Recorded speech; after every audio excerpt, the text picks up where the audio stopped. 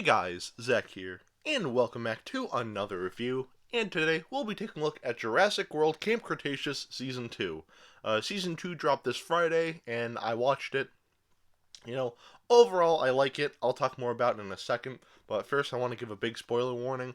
Or, not really big, I'm going to talk about, spoilers in this video, so, if you haven't seen the show yet, or seen the season, go watch it and come back. If you don't care, stay, do whatever you gotta do. Or if you want to know, there are spoiler-free videos out there, so definitely check those out if you don't want to be spoiled. So, yeah. Anyway, you've been warned. Another thing I want to point out is that I brought this up in my review for this first season, but I really don't want to hear oh, it's for kids, you can't critique it. Because, I hear, I hear that, not all the time, but I hear that sometimes where it's for kids. If you have issues with it, you're overthinking it. Which, no, that's not really true at all. It's really a stupid argument if you ask me. Because, first of all, there are so many, children's shows and movies out there where, it's for kids, but they feel more mature than, other, kid shows. And they even feel more mature than, Camp Cretaceous at times. So, yeah, movies and shows like The Iron Giant or the original Samurai Jack, or yeah, you get my point there. So I don't want to hear just because it's for kids you can't critique it, because I can. That's the only issue with that. I literally can. So yeah, and even another thing I want to talk about. So I was driving up to for my grandfather's birthday. I was driving up to this hiking trail, and I brought up, with my family, I brought up how, I used to like Toy Story 4 because I saw it in theaters when it first came out, and I liked it at first, but now I don't really care too much for it. And then my sister kind of roasted me a little, so you're really going to be critical over a movie about talking toys? And it's yeah, you know, like, that's just such a stupid argument to make. Oh, The Lion King, one of Disney's greatest movies ever. I can't be critical of it because it has to do with talking lions. So, yeah, point here is that I don't want to hear this, oh, it's for kids, you can't be critical, because I can. And there are some things that, yeah, they do have to dumb it down a little, because the movie is, it's not super dark, or the show, it's not super dark, but there are things that happen that kind of shocked me. So yeah, so that especially, if it was something like Sesame Street or Paw Patrol or whatever, then maybe. But when it's a show like this that has very mature moments, I think that it is not free of criticism at all. And even you could say Sesame Street and Paw Patrol, you could say they're free of not free of criticism as well. I don't really watch those shows, of course, but I'm just saying. I don't know. So, moral of the story here, I don't want to hear this, oh, it's for kids. You can't be overcritical of it. So, yeah, I probably went on a little too long for that, but you get the point. So, let's just get right into this. So, I'm not really going to go too much with the story because, like I said, this video is more for, the people who have seen it. So, yeah, what I'm talking about and whatnot. So, yeah. So, first we'll stick with the characters, and they're pretty much the same. I think Darius so far is my favorite character. At first, in the beginning of the season, he's the only one trying to escape. And, everyone else is either doing stuff for Brooklyn's YouTube channel or whatever, or just, not being helpful at all. Darius is the only one who's yeah, no, we need to, figure out a way to get off this island. So, I like Darius. There's Brooklyn. The same. She is my least favorite character. I'm not really a whole fan of the It's just stupid. There's the Brooklander. I'm not a big fan of that at all. When shows try to be trendy like that, to me it's just really cringy. And it's just, oh, I don't Brooklyn. She's not a terrible character, but when she's all "Hey Brooklanders," that's when it's ugh, yeah, no, I'm all set. It's so bad, but yeah. So Brooklyn, probably my least favorite character. Then we have Kenji. He's pretty annoying, but he's not the worst character. Again, I think Brooklyn is far more annoying just because of how just how trendy they try to make her character, and just how current. So now the season is dated. So yeah, then there's Kenji, where it's he's annoying, But like he has some like nice moments, and even Brooklyn too. She has nice moments too, but yeah, for the most part, they're annoying. Um, and there's Sammy, who is annoying. I'm not gonna lie, she annoyed me, but she's just the same as Kenji. She's annoying, but she has moments where it's like, it's all right. Then at one point in the show, later on, I think around like episode 4, I want to say, maybe episode like 2 or 3. I could be wrong. But we get introduced to like this family who seem like eco tourists, at first, but then like they're actually like hunters, and they're there to like hunt the dinosaurs. So yeah, just so they could like remember them.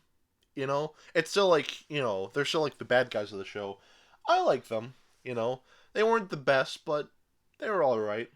Um, yeah, just don't really have a lot to say. They're just all right. Then there's another character. He's like an Australian like tour guide. I think his name was like Hap or something like that. I don't remember his name, but he was really cool, and like his sacrifice at the end was like it was really like that was cool. I'm not gonna lie. So I'm just gonna call him Hap. He probably has a different name. I forgot it. I'm sorry, but yeah, I really like his character. So yeah. So overall, the characters they're not the best, but like they're not terrible. There's some nice character moments, with like Oh my god, I forgot to talk about Yaz. She's doesn't really have too much of a personality, just fitness person, and that's pretty much it. So yeah, but like there are like genuine like nice moments with the characters. There are nice moments with Kenji and Yaz. So it's like yeah, like stuff like that like is nice, but then it gets annoying sometimes because mainly in the first episode when Darius is the only one trying to look for like the communications thing, not the communications things, but like I guess the radio signal. I forget what they called it. And like everyone else just kind of like screwing around, which I thought was pretty annoying. But yeah, for the most part, the characters aren't terrible. A little unrealistic, I'm not gonna lie, because at one point in the show, they sort of reveal that like they're in high school. Now I thought they were like maybe like early middle school, late like elementary school, between like 6th grade and like 7th grade. But at least for like Yaz, Brooklyn, and Sammy, they're in high school. And it's like, what high schoolers act like this? I graduated high school like not too long ago, like in 2019. That's when I graduated. But yeah, no. Well, to be fair, I went to a very like very like redneckish sort of high school. But like, I'm not a redneck, by the way. But yeah, or like hickish like redneck school or high school. So maybe like sure you could say it's a little different for me, but like still like people who are like 16, 17 or like 15 like that doesn't feel realistic to me at all. But that's just me. I get like it's a kids show. I guess they got to be like, not relatable, but like in a way for the kids to understand. But I'm sorry, but like I do not believe a high schooler would act like that, like any of these characters at all. I am so sorry. Kenji, maybe. And maybe Brooklyn too, but everyone else like Sammy, like, yeah, no. I don't believe it. So, yeah, but overall, the characters, not terrible, but it's alright. They're alright, I should say. So, yeah. The writing of the show is kind of a mixed bag. There are moments that I like, but then, you get like, when it's trying to be funny, I think it's kind of unfunny. I'm not gonna. There are some moments where we'll talk about later. There's some things that made me laughing like hysterically, but there are moments that were like funny, like not like rolling on the floor funny, but all right. But yeah, but there are other bits like the whole Brooklanders thing. I thought that was really cringy. So yeah. So the writing, I'd say it's a mixed bag. The soundtrack, um, eh. That's all I have for my notes here. Just eh. Because it's pretty bland and forgettable, I'm not gonna lie. They do play like the Jurassic Park theme, which is cool, but yeah, the soundtrack for Camp Cretaceous is pretty boring, I'm not gonna lie. So, yeah. The animation. The animation is pretty much the same as the first season. For the most part, I think it looks good, but then there are other bits where it does look a little unfinished, but for the most part, I like it. This was done by the studio DreamWorks, who of course worked on movies like Shrek, which I've talked about this before, but like Shrek, like the Shrek movies are probably like my favorite movies from DreamWorks. I know like there are memes, but like I rewatched like the first two Shreks like before I moved back to college, and they're genuinely like really good movies. So like, yeah, Shrek, great movies, but we're here to talk about Camp Cretaceous, so yeah. So now we're just gonna go on to like my overall just dislikes and likes. So yeah, first we'll talk about the dislikes. There's a bit with there's something that really doesn't make sense to me. There's like a cardboard cutout of Brooklyn, which I thought was really stupid.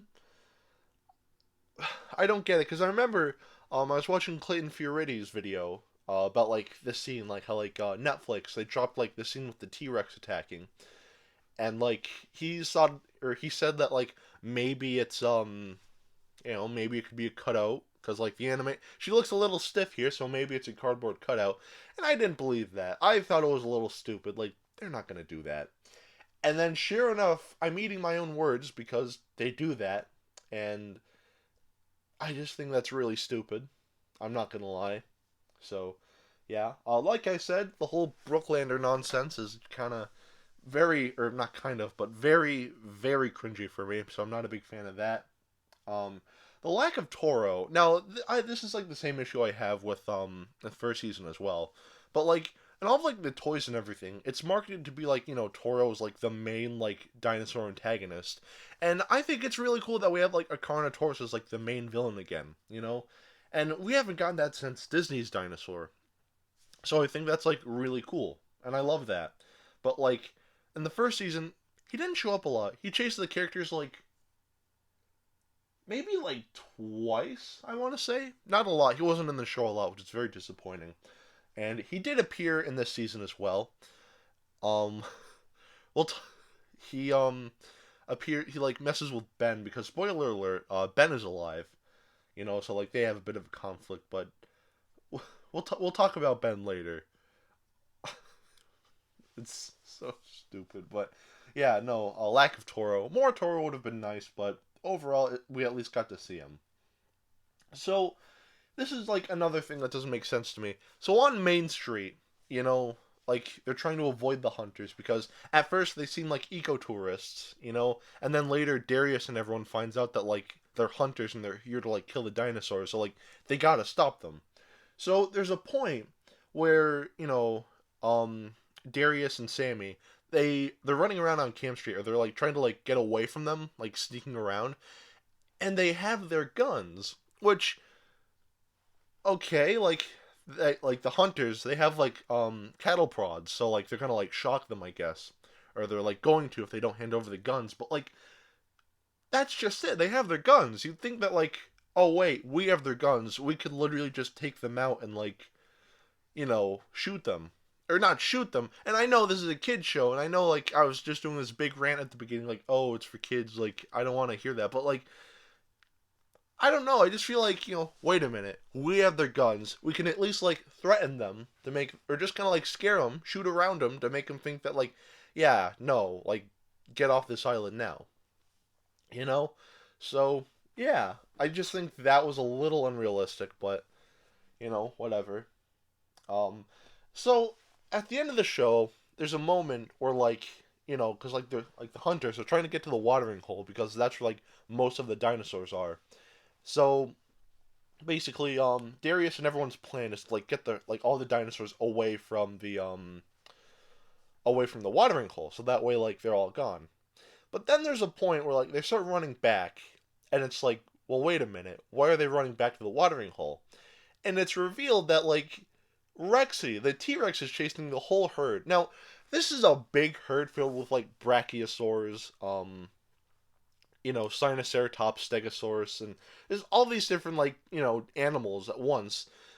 Why would Rexy be chasing after them? Like, to me, that just doesn't make sense. Because, like, if it was, like, one or make a whole herd of, like, Gallimimus, maybe.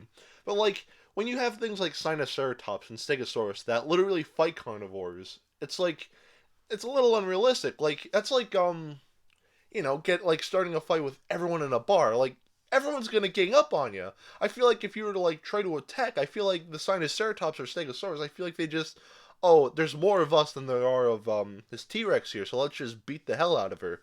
So yeah, that I found a little unrealistic, but to be fair, the scene itself was actually kind of interesting. Very entertaining. And even like after the scene ended, there's like a shot with like Rexy. She has like her foot on like the vehicle and she's like roaring. That was a great shot. I'm not gonna lie. So yeah, um, yeah. So this is another thing. Might seem a little weird.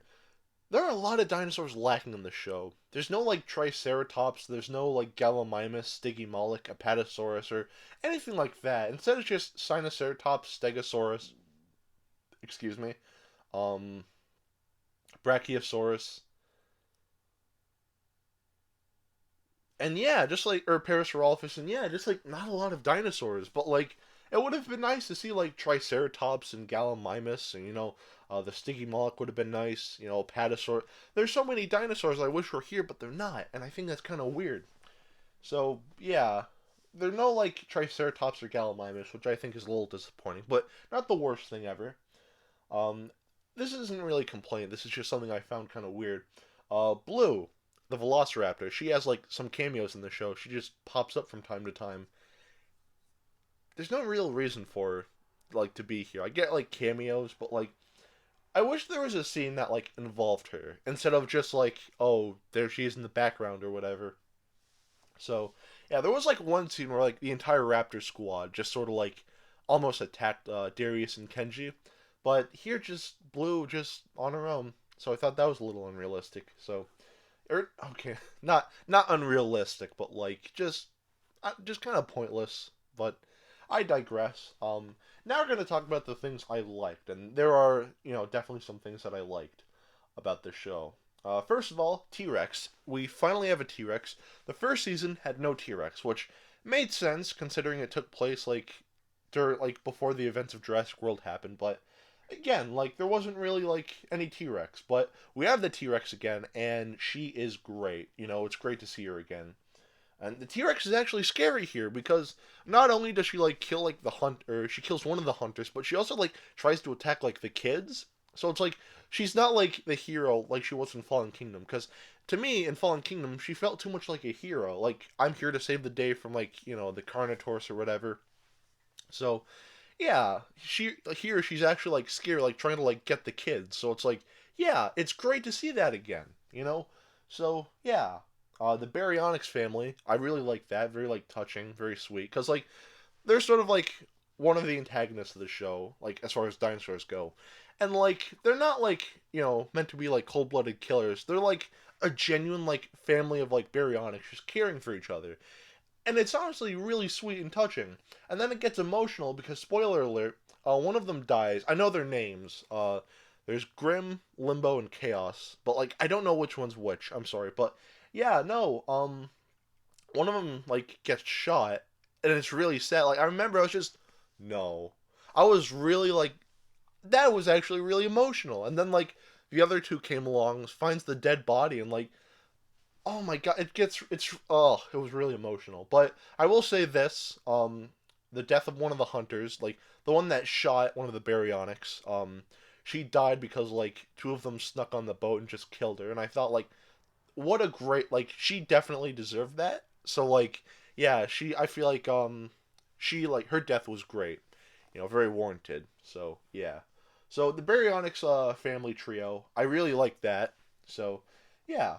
Um, the Ceratosaurus. Okay, so like the Ceratosaurus is a dinosaur that appeared in Jurassic Park 3 for like 18 seconds. But like yeah, no, like it hasn't appeared since and I would have really liked to see more of it. And then sure enough here we get the Ceratosaurus and there's even a scene where like it attacks like the kids and it's like this is what I've been wanting. So more Ceratosaurus please. If we do get a season 3, which we most likely will. Actually, we're definitely going to get a season 3. More Ceratosaurus would be cool. Another thing I liked, we got to see like all these different like carnivores and herbivores like coexisting with each other, like at the watering hole. So like you have like a Ceratosaurus drinking right next to a Stegosaurus, which I really like. So it's not just like the carnivores constantly like attacking the herbivores. It's just like they're coexisting here, and I really like that. Um, and another thing I really like, there's more of a focus of like animal behaviors here, cause just like not just like oh dinosaurs just trying to be cool, but like you have stegosaurs being territorial. You have Rexy like building like her own like little like lair, which was like really cool. So it's nice to see that. In Fallen Kingdom, we didn't really get a lot of like realistic animal behaviors, but it's nice to see some of that here. It's not super realistic, but for the most part, like it's like we get like actual animal behaviors, and I do like that. So yeah, definitely something I miss.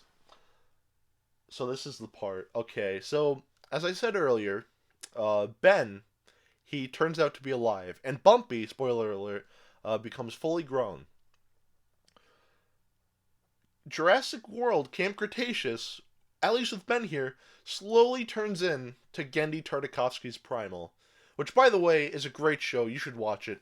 But like, yeah. So, you know, at first he's like very shy. He's all alone and like he doesn't know what he's doing.